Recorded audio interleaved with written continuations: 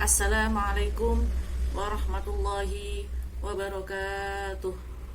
Allahumma sholli wa sallim ala sayyidina Muhammad wa ala ali sayyidina Muhammad. Miftahi babi rahmatillah adada ma fi ilmillah. Salatu wa salaman daimaini bidawami mulkillah. Rabbi shrah li sadri wa yassir li amri wahlul 'uqdatam min lisani yafqahu qawli.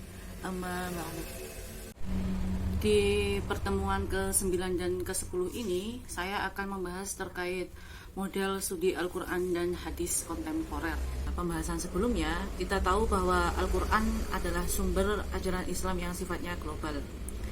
Di dalam Al-Quran, ada sedikit pembahasan yang dijelaskan secara rinci. Sehingga muncullah hadis, di mana di dalam hadis menjelaskan apa yang tidak dijelaskan oleh Al-Quran. Di era kontemporer ini ditandai dengan adanya problematika yang belum pernah terjadi pada zaman Rasulullah hingga sahabat-sahabatnya, sehingga banyak metode dan pembahasan yang menggunakan nalar.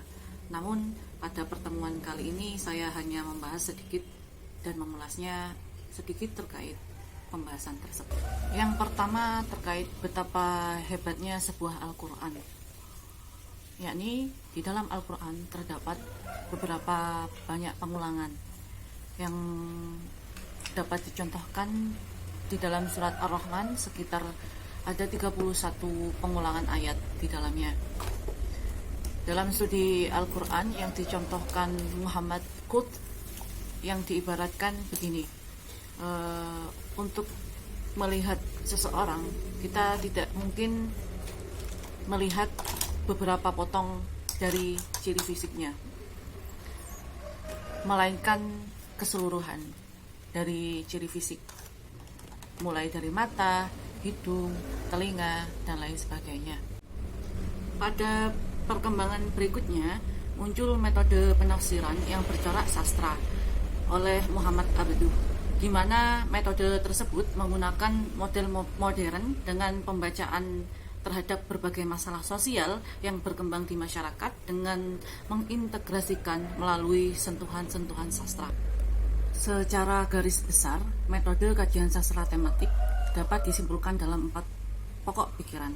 Yang pertama, mengumpulkan unsur-unsur tematik secara keseluruhan yang ada di beberapa surat untuk dipelajari secara tematik. Akan tetapi, perincian tersebut berbeda dengan perincian yang digunakan dalam kajian tafsir tahlili atau analitik, yang cenderung menggunakan makotok atau pemberhentian tematik dalam satu surat. Yang kedua, memahami beberapa hal di sekitar nas yang ada, seperti mengkaji ayat sesuai dengan kondisi diturunkannya. Secara garis besar, metode kajian sastra tematik dapat disimpulkan dalam 4 pokok pikiran. Yang pertama, mengumpulkan unsur-unsur tematik secara keseluruhan yang ada di beberapa surat untuk dipelajari secara tematik. Akan tetapi, perincian tersebut berbeda dengan perincian yang digunakan dalam kajian tafsir tahlili atau analitik, yang cenderung menggunakan makotok atau pemberhentian tematik dalam satu surat. Yang kedua, yakni memahami beberapa hal di sekitar nas yang ada, seperti mengkaji ayat sesuai dengan kondisi yang diturunkannya. Yang ketiga, memahami dalalah al-fadz. Maksudnya di sini indikasi makna yang terkandung dalam lafaz-lafaz Al-Quran. Apakah dipahami sebagaimana zahirnya ataukah mengandung arti secara kiasan dengan berbagai macam klasifikasinya. Yang keempat, memahami rahasia takbir dalam Al-Quran. Selanjutnya, keunikan Al-Quran yang kedua pada jumlah ayatnya. Dahulu penentuan ayat ditentukan secara lurus-lurus saja, karena Rasulullah ketika berhenti membaca Al-Quran, para sahabat memperhatikan, dan terkadang Nabi menyempurnakan makna-maknanya. Sehingga bagaimana menentukan ayat-ayat tersebut itu berakhir dengan metode yang pertama tauqifi dan yang kedua qiyasi. Secara terminologis, hadis merupakan sesuatu yang disandarkan kepada Nabi, baik berupa perkataan dan perbuatan. Namun, di metode klasik biasanya ada tambahan yang disertai fisik dan suri tauladan Nabi. Pembagian hadis ada 3, yakni hadis marfu', di mana hadis tersebut disandarkan kepada Nabi. Yang kedua, hadis mauquf, di mana hadis tersebut disandarkan hanya kepada sahabat. Yang ketiga, hadis maqtu', yang disandarkan kepada tabi'in. Sehingga dari situlah hadis ada yang disandarkan kepada Nabi, tetapi ada juga yang disandarkan kepada selain Nabi.